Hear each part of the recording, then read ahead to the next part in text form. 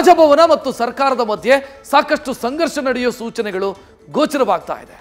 ಶಾಸಕಾಂಗ ಮತ್ತು ಕಾರ್ಯಾಂಗದ ಮಧ್ಯೆ ನೀನಾ ನಾನಾ ಅನ್ನೋ ಪರಿಸ್ಥಿತಿ ಬಂದು ತಲುಪಿದೆ.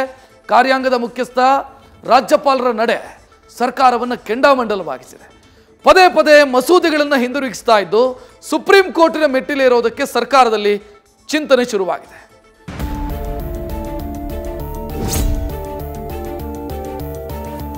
ನಾವಿಲ್ಲಿ ಜಾರಿ ಮಾಡೋದನ್ನು ಹೋಗೋದು ವಿರೋಧ ಪಕ್ಷದವರು ಅಲ್ಲಿ ಅರ್ಜಿ ಕೊಡೋದು, ಇದು ಎಲ್ಲಿದೆ? ಇದು ಈ ಪ್ರಕ್ರಿಯೆಗೆ ಸಂವಿಧಾನದಲ್ಲಿ ಅವಕಾಶ ಇಲ್ಲ.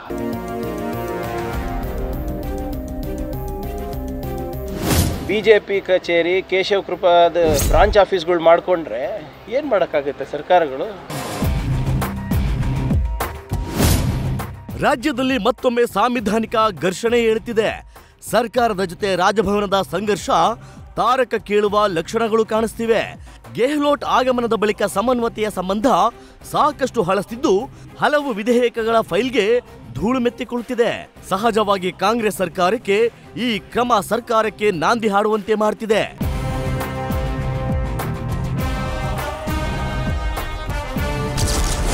ರಾಜಭವನ ವರ್ಸಸ್ ಸರ್ಕಾರದ ನಡುವೆ ಮತ್ತೆ ಸಂಘರ್ಷ. ಮಸೂದೆ ವಾಪಸ್, ಸುಪ್ರೀಂ ಮೆಟ್ಟಿಲೇರಲು ಸಿದ್ಧತೆ.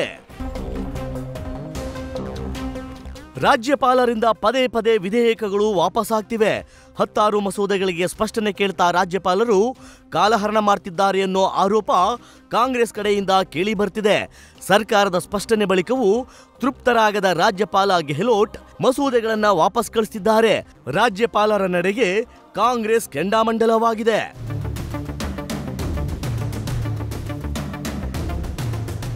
ರಾಜ್ಯಪಾಲರ ಈ ಕ್ರಮಗಳನ್ನು ವಿರೋಧಿಸಿ ರಾಜ್ಯ ಕಾಂಗ್ರೆಸ್ ಪಡೆ ಸುಪ್ರೀಂ ಕೋರ್ಟ್ ಬಾಗಿಲು ತಟ್ಟಲು ಮುಂದಾಗಿದೆ. ನ್ಯೂಸ್ ಫಸ್ಟ್ ಜೊತೆ ಈ ಬಗ್ಗೆ ಮಾತನಾಡಿರುವ ಸಿಎಂ ಕಾನೂನು ಸಲಹೆಗಾರ ಪೊನ್ನಣ್ಣ, ರಾಜ್ಯಪಾಲರ ಕ್ರಮ ಸರಿಯಾದುದಲ್ಲ, ಪ್ರತಿಯೊಂದು ವಿಧೇಯಕವನ್ನ ವಾಪಸ್ ಕಳಿಸ್ತಾರೆ ಅಂದ್ರೆ ಏನರ್ಥ ಅಂತ ಪ್ರಶ್ನೆ ಎತ್ತಿದ್ದಾರೆ. ವಿಪಕ್ಷಗಳು ದೂರು ನೀಡಿದ ತಕ್ಷಣ ರಾಜಭವನ ಈ ನೀತಿಗೆ ಇಳಿತಿದೆ. ರಾಜ್ಯಪಾಲರ ಮೂಲಕ ಬಿಜೆಪಿ ಹಿಂಬಾಗಿಲ ರಾಜಕಾರಣ ಮಾಡ್ತಿದೆ ಅಂತ ಕಿಡಿಕಾರಿದ್ದಾರೆ. ರಾಜ್ಯಪಾಲರ ವಿರುದ್ಧ ಕೇರಳ, ಪಶ್ಚಿಮ ಬಂಗಾಳ ಕೋರ್ಟ್ಗೆ ಹೋಗಿತ್ತು. ಈಗ ನಮಗೂ ಅದೇ ಪರಿಸ್ಥಿತಿ ಇದೆ ಅಂತ ಪೊನ್ನಣ್ಣ ಹೇಳಿದ್ದಾರೆ. ಜನ ನಮ್ಮನ್ನು ಆಯ್ಕೆ ಮಾಡಿ ಶಾಸಕಾಂಗ ಕಳಿಸಿದ್ದು ಉದ್ದೇಶ ಏನು?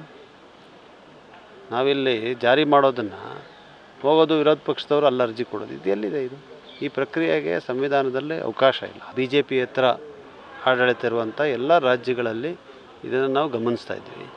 ಮತ್ತು ಕೇರಳ, ವೆಸ್ಟ್ ಬೆಂಗಾಲ್ ಇವರೆಲ್ಲ ಸರ್ವೋಚ್ಚ ನ್ಯಾಯಾಲಯಕ್ಕೆ ಹೋಗಿದ್ದಾರೆ. ಸರ್ವೋಚ್ಚ ನ್ಯಾಯಾಲಯ ಕೂಡ ಭಾಳ ತೀಕ್ಷ್ಣವಾಗಿ ರಾಜ್ಯಪಾಲರ ವರ್ತನೆಯ ಬಗ್ಗೆ ಪ್ರತಿಕ್ರಿಯೆಯನ್ನು ಕೂಡ ಕೊಟ್ಟಿದ್ದಾರೆ. ಕರ್ನಾಟಕದಲ್ಲೂ ಅದನ್ನು ನಾವು ಮಾಡಬೇಕಾಗತ್ತೆ, ಅನಿವಾರ್ಯತೆ ಕಾಣ್ತಾ ಇದೆ.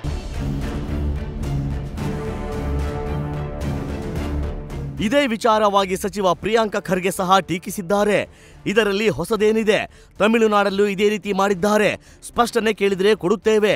ವಿಧೇಯಕ ಅಂಗೀಕಾರ ಮಾಡೋದು ಸದನ, ಬಿಲ್ ಪಾಸ್ ಆಗಿಲ್ಲ ಅಂದ್ರೆ ಸುಪ್ರೀಂ ಕೋರ್ಟ್ಗೆ ಹೋಗ್ತೀವಿ ಎಂದಿದ್ದಾರೆ. ತಮಿಳುನಾಡಿನಲ್ಲಿ ಮಾಡಿದ್ದಾರೆ, ಕೇರಳನಲ್ಲಿ ಮಾಡಿದ್ದಾರೆ. ರಾಜ್ಯಪಾಲರ ಕಚೇರಿಗಳನ್ನು BJP ಕಚೇರಿ ಕೇಶವ ಕೃಪಾದ ಏನು ಬ್ರಾಂಚ್ ಆಫೀಸ್ಗಳು ಮಾಡಿಕೊಂಡ್ರೆ ಏನು ಮಾಡೋಕ್ಕಾಗುತ್ತೆ ಸರ್ಕಾರಗಳು? ಮತ್ತೊಮ್ಮೆ ಏನಾದರೂ ಕ್ಲಾರಿಫಿಕೇಷನ್ಸ್ ಇದ್ದರೆ ಮತ್ತೊಮ್ಮೆ ಕಳಿಸ್ತೀವಿ.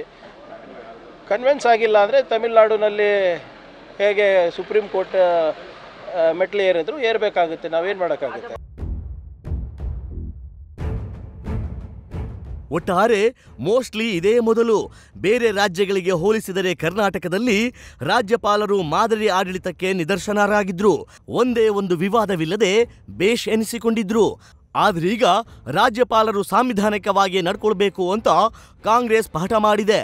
ಅಷ್ಟಕ್ಕೂ ಮೆಜಾರಿಟಿ ಸರ್ಕಾರವೊಂದು ಸದನದಲ್ಲಿ ಪಾಸ್ ಮಾಡಿದ್ದ ವಿಧೇಯಕಗಳನ್ನು ವಾಪಸ್ ಕಳಿಸೋದು ಎಷ್ಟು ಸರಿ ಅನ್ನೋ ಪ್ರಶ್ನೆಗಳು ಸಹಜವಾಗಿ ಏಳ್ತಿವೆ.